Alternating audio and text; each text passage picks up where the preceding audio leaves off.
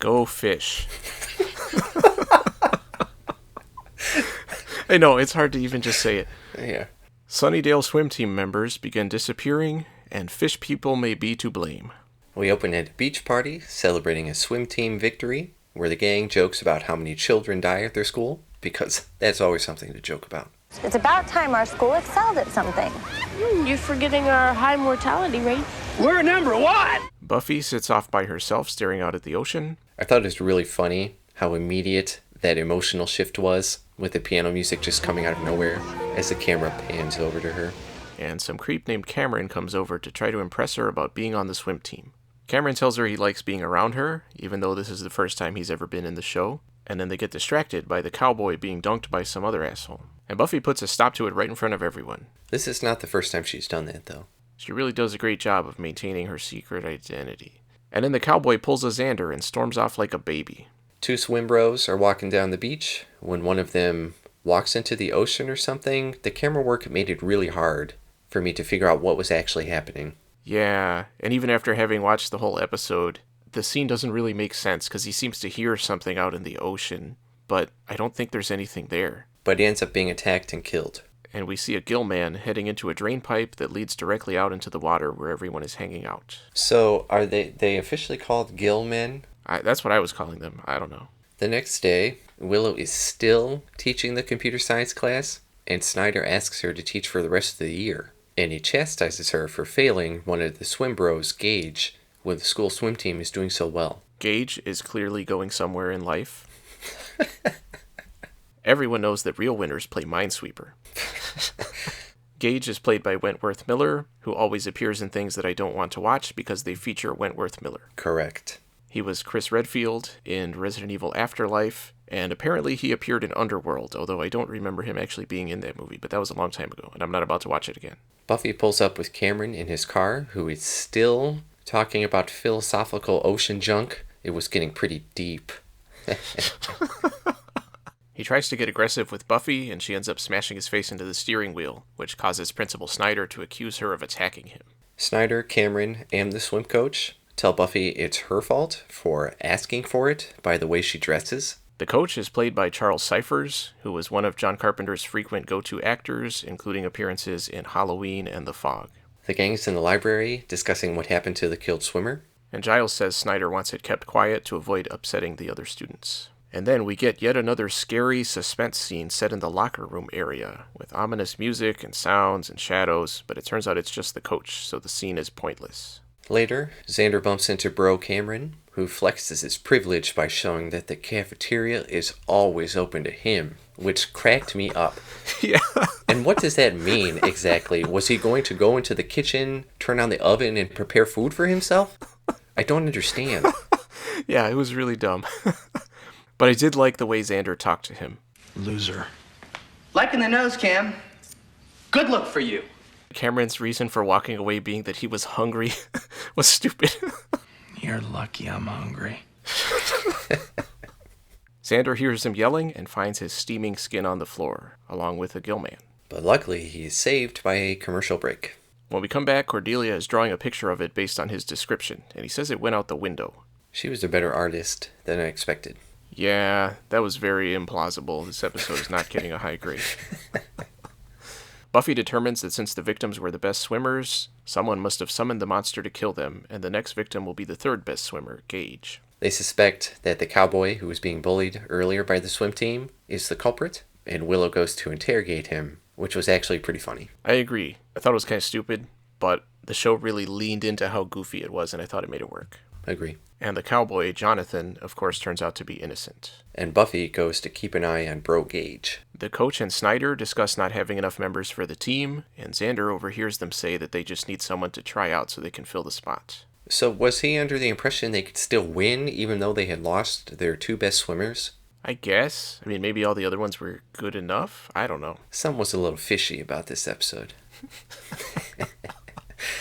At the bronze, Bro Gage confronts Buffy and blows her off, and as he walks out, he of course runs into Angel, who just happens to be there. And even though Buffy is expecting someone to attack Bro Gage, she waits forever before responding to his screams. And keeping with the series continuity, she simply lets Angel walk away, while he spits out all of Gage's blood. The next day, she tells the others about what happened, and they conclude that the swimmers must be taking steroids. Which is why Angel spat out the blood, why the team is doing so well, and what the fish monster is attracted to, which was a twist I was not expecting, but very convenient for addressing all plot points at the same time. And it made more sense than the actual explanation for what's going on. Xander surprises all of them by showing up as a new member of the team. I'm dating a swimmer from the Sunnydale swim team. You can die happy.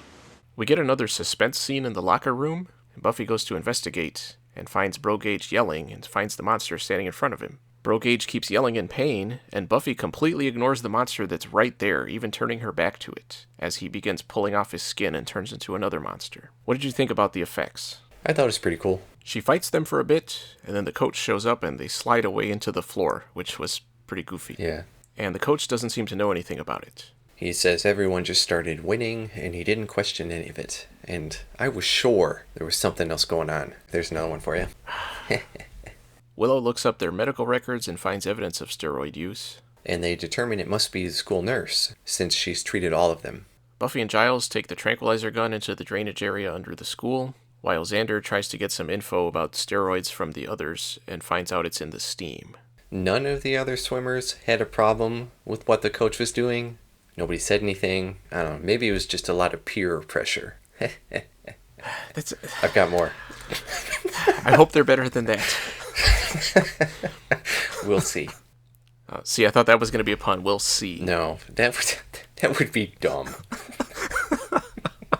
The nurse and the coach are arguing about the steroid use and the side effects. But he says his team has to win, and he throws her down to be eaten by the monsters. But if the kids are turning into monsters, how can they still compete? I'm pretty sure that would disqualify them. Xander tells the others what's going on, and they seem perfectly okay with him having been exposed to these chemicals, until he tells them that he was exposed 3 times. But this is something unknown that mutates people into fish people. I would be worried about any amount of contact with it. Right. So Willow goes to find the nurse, and Buffy goes to find the coach. And he goes into this whole spiel about Soviet experiments with fish DNA that he managed to perfect. It was weird. I forgot about that. And he forces Buffy down into the sewer. And he implies that she's not going to be eaten, but raped, which was unexpected. And weird. Yeah, although it did remind me of Humanoids from the Deep. Xander and Cordelia go to the pool. And it appears that Xander turns into a fish man. Cordelia is upset, but not that upset. We can still date. Or not. I mean, I understand if you want to see other fish. And again, it was pretty stupid, but I thought it was funny. I thought it was a good way to give her and Xander's relationship a little more, depth. Yeah, if I didn't want to say it because I knew you'd be mad. Oh. See, my mind doesn't think the way yours does, where I'm automatically looking for puns and stuff. Giles is busy locking a bunch of high school boys inside a cage in the library, which probably violates some sort of union contract, but he doesn't seem to think about that. And isn't that where he stores all the deadly weapons? How did they convince all those swimmers to allow themselves to be locked up in the first place? And Willow is there, but I thought she was going to go talk to the nurse. I mean, I know the nurse is dead, but she doesn't know that. Maybe she just couldn't find her and just came back. Yeah, maybe, but they should have stuck something in there. Are we supposed to just fill in all the gaps ourselves? That's kind of how I felt for this episode. Yeah, but that's not how good writing works. While Buffy fights the creatures, Xander talks to the coach and ends up knocking him down, then somehow pulls Buffy out with one arm. Yeah. Somebody's going to comment that it was the steroids. Again, filling in those gaps ourselves. And after he pulls her up, the coach knocks him out, but trips. And it seems like Buffy is trying to save him from falling, but it really looked like she straight up dropped him into that hole. Yeah. I don't think it was supposed to look like she did it on purpose, but they could have shot it better. But I mean, he was a dick. Surfs him right. And she does make jokes while he's getting eviscerated. So maybe she did do it on purpose. Or maybe he was getting raped. We don't know what was going on in there. Yeah. If she didn't let him go on purpose, and Xander was strong enough to pull her out with one arm, she's holding onto him with both hands, and she supposedly is super strong. Yeah. What a good episode. Later, Xander says he's going to undergo plasma transfusions, which will apparently solve everything. And Giles says that the fish guys escaped, to which Buffy says they won't be seeing them anymore, which is a ridiculous assumption that will probably turn out to be correct. I'm getting a little tired of these episodes that don't have thought-out endings. I know you don't like all those puns, but you're just salty that I have so many.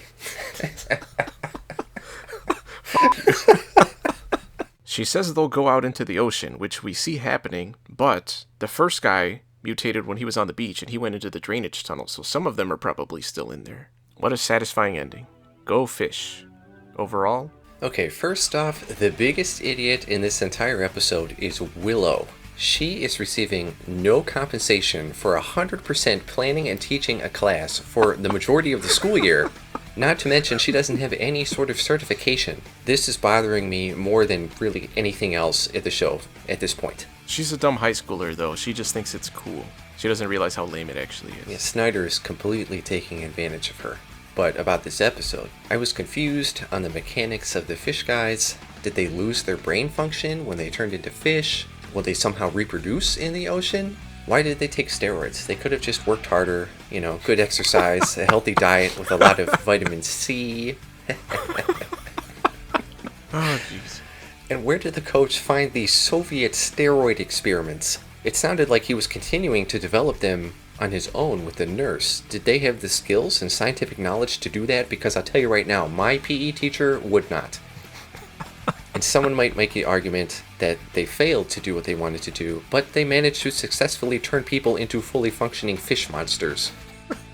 This episode was all over the place. It seemed like it was being written in real time. There were all these assumptions being made that turned out to be correct. It was just all over the place. And they wanted it to seem intelligent, but it was not really sophisticated at all.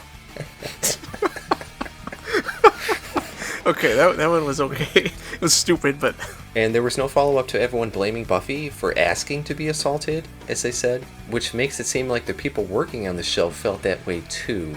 Well, I don't agree. It was clear that we were supposed to be on Buffy's side in that situation. But they didn't do any follow-up. And even when she was complaining about it in the library, everyone else was ignoring her.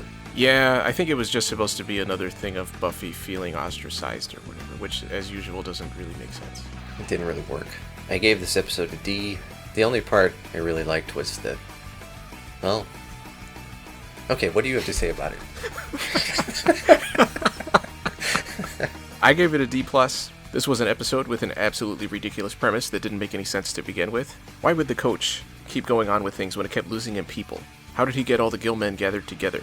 How did the other kids not notice their teammates disappearing? How did none of them notice any effects at all until it got to the point where they were shedding their entire skin? How did Giles convince them all to allow themselves to be locked up? Are they still there in the library? Is Giles going to have to keep refilling their water bowls? I could keep going with questions, but I don't feel that this episode is worth it. Angel, as usual for these Monster of the Week episodes, popped in, didn't add anything, and then left. And the only thing we got in terms of character development was learning a bit about Cowboy Jonathan, who's just some random guy who wasn't important even in this episode, and maybe a tiny bit with Cordelia and Xander, but even that's questionable. I still went so high with my grade because I liked the humor, even when it was stupid, which was most of the time, and I didn't think the episode was boring, but it did feel like a filler episode all the way through. And we're getting toward the end of Season 2. The quality of writing in these episodes has been all over the place, so I honestly have no idea what to expect for the conclusion. Same here.